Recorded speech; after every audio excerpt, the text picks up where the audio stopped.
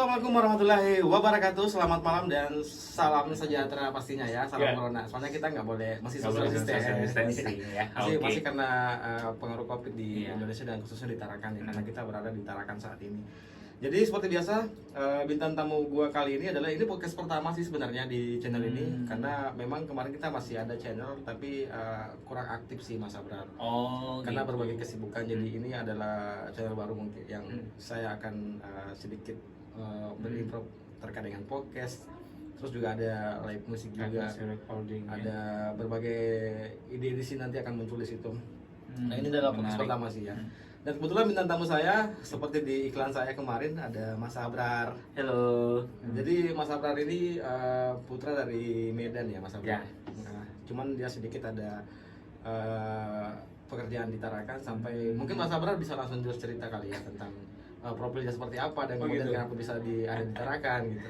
Dan yang menariknya lagi guys, Bapak ini Mas Abrar ini adalah figur yang sangat dicintai anak-anak karena apa ya, kayak prestasinya itu di dunia sekolahan, terus juga di sosialnya juga sangat lumayan baik. Dan kemudian saya juga salah satu fansnya sih sebenarnya. Terima kasih. Iya. Jadi mungkin Mas Abrar bisa bercerita tentang sedikit profilnya sampai biar orang-orang tahu gitu, menjadi motivasi terbaik buat teman-teman yang ada di sini. Halo buat teman-teman semua, perkenalkan nama saya Muhammad Abdul Putra Siregar. Saya berkelahiran di kota Medan, khususnya di Sumatera Utara. Di sini alhamdulillah saya tinggal di kota Tarakan di Kalimantan Utara.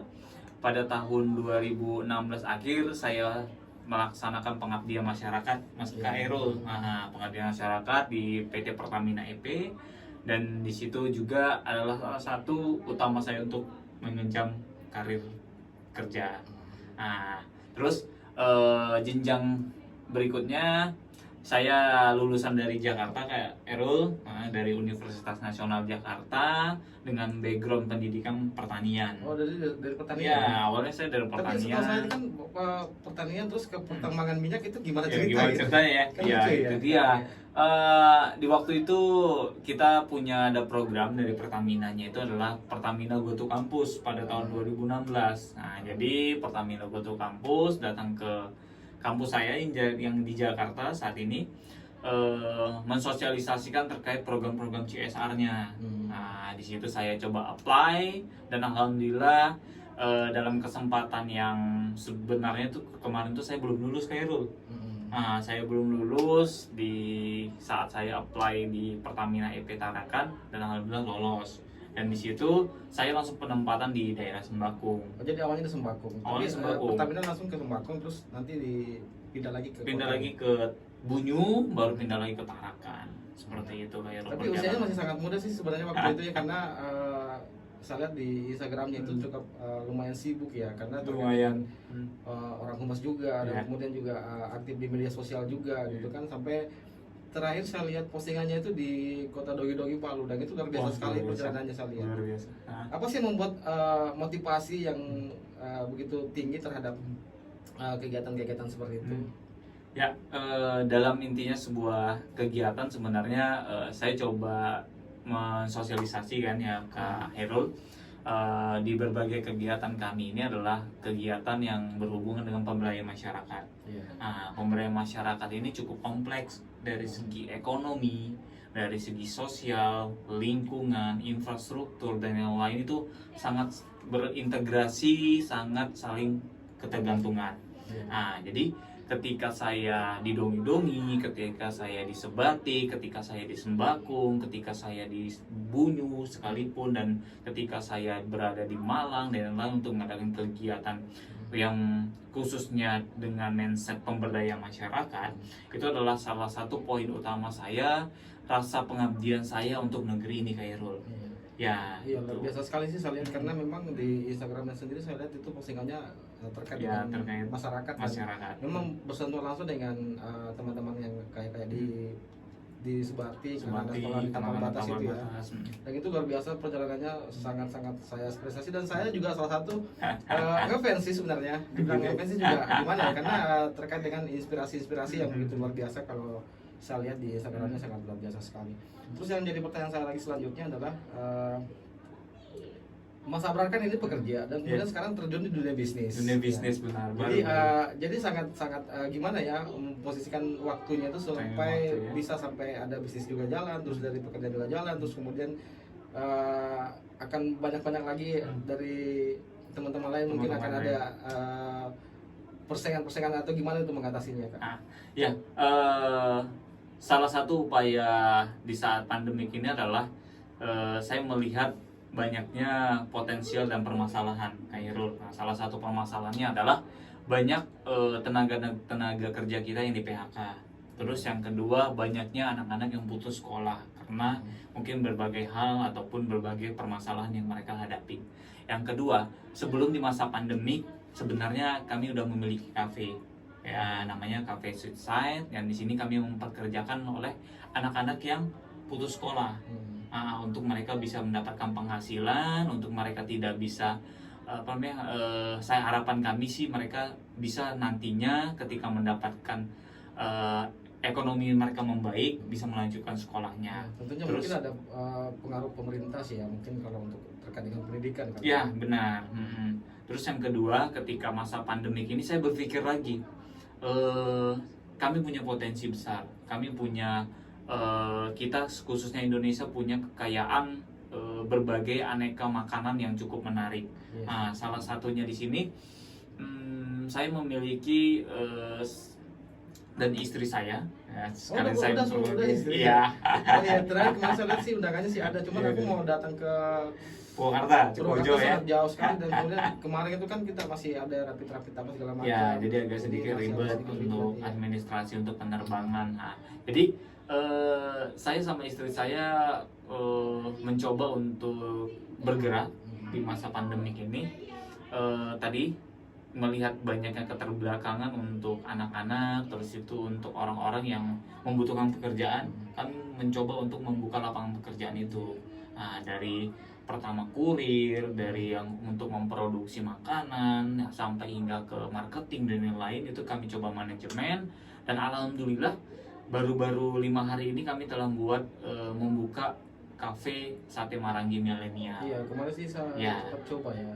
Itu rasanya empuk. Nanti buat teman-teman yang nanti nonton itunya ini nanti bisa langsung pesan. Nanti kita taruh di link deskripsinya untuk sate Maranginya. Luar biasa sekali. Siap. Minum dulu Mas Abrar. Boleh sambil minum ya.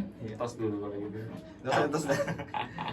Ini leci guys, ini nanti kita juga bakal ada terima iklan buat nanti buat Mas Abrar, mungkin ada produk-produk lokal yang boleh yang bisa kita promote untuk meningkatkan ekonomi kreatif yang ada di Kota Tarakan, khususnya untuk meningkatkan perekonomian mereka. Apalagi khususnya di Tarakan masih banyak teman-teman yang sangat membutuhkan terkait dengan inspirasi yang benar Tarakan sekarang ini. Yang itu luar biasa sekali. Terus pertanyaan saya selanjutnya, ini kan sudah beristri nih, dan setahu saya itu kan baru-baru 2-3 bulan terakhir ya. Dan itu mengatur waktunya untuk dunia bisnis, untuk pekerjaan, terus untuk mengatur sang istri sendiri gimana itu Mas? Sebenarnya atau dapat support memang dari istri? Oh gitu. Cukup untuk kita mengawali ini cukup sulit ya, dari timing waktu, di mana kita waktu kerja, di mana kita waktu untuk sanda gurau, di mana waktu kita untuk berbisnis, terus itu kan saya cukup banyak organisasi juga kan, gimana untuk mewaktukan saya untuk organisasi saya dan lain. Terusnya dari awal saya sama istri udah memiliki komitmen gimana ketika ini untuk berbuat sebuah kebaikan akan kami jalankan. Jadi di sini saya mencoba timing waktu saya ketika lewat dari jam 8 itu diwajibkan saya untuk berkeluarga. Tapi kalau misalkan sebelum jam 8, misalkan dari pagi, berkeluarga itu jam 8 malam. Jam 8 itu udah pulang ke rumah. Jadi kalau misalkan pagi saya untuk mendedikasikan saya untuk kerjaan saya, terus itu sembari nanti sorenya saya untuk bisa berkoordinasi ke berbagai bisnis, terus itu ke organisasi dan lain-lain. Dan dalam 1 minggu ini saya mengupayakan untuk family time. Itu di antara hari Jumat kalau nggak di hari Minggu. Iya kan, cuma lumayan bagus sih karena di Pertamina sendiri ada hari liburnya sih Sabtu. Ya, Sabtu Minggu kita ada libur gitu. Itu sih Kak Irul. Intinya itu tadi, ketika kita telah bisa untuk memanajemen waktu kita, walaupun dari awal kita cukup sulit, ketika kita jalankan insya Allah time waktu kita sebenarnya kalau kita pikir-pikir tuh banyak sih yang terbuang. Iya, banyak. Gitu, banyak yang terbuang 1 jam atau 2 jam, dan itu sebenarnya yang bisa kita manfaatkan untuk kita menulis, kita berpikir, kita untuk bisa berbuka usaha, kita jualan dan lain-lain. Itu sangat banyak banget, sampai-sampai ya waktu itu terbuang sia-sia kayak gitu. Oke, terus yang jadi pertanyaan selanjutnya, sampai kapan untuk bergelut di dunia seperti ini gitu? Apakah nanti ada pengen punya cita-cita yang lebih tinggi mungkin seperti itu? Atau memang ada sesuatu yang dikejar dari dunia bisnis dan dunia pekerjaan, entah karir seperti apa, dan kemudian pengembangan bisnisnya nanti arahnya kemana gitu? Ya kalau misalkan ditanya itu, ya satu lagi, karena background saya sangat mencintai yang namanya segi relawan, pemberdayaan masyarakat, dan ini tidak akan saya bisa tinggalkan. Semana mungkin, sebisa mungkin apapun yang bisa saya lakukan untuk kegiatan relawan, khususnya untuk NKRI sendiri, Kak Herul, untuk negara kita, saya akan segala apapun yang saya akan upayakan.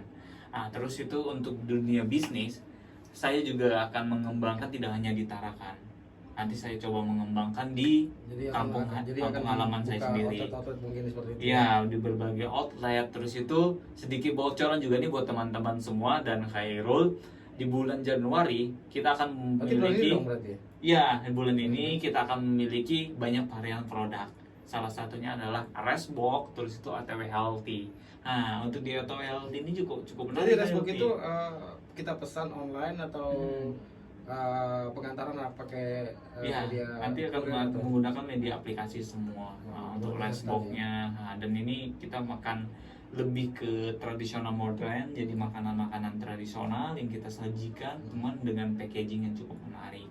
Nah itu.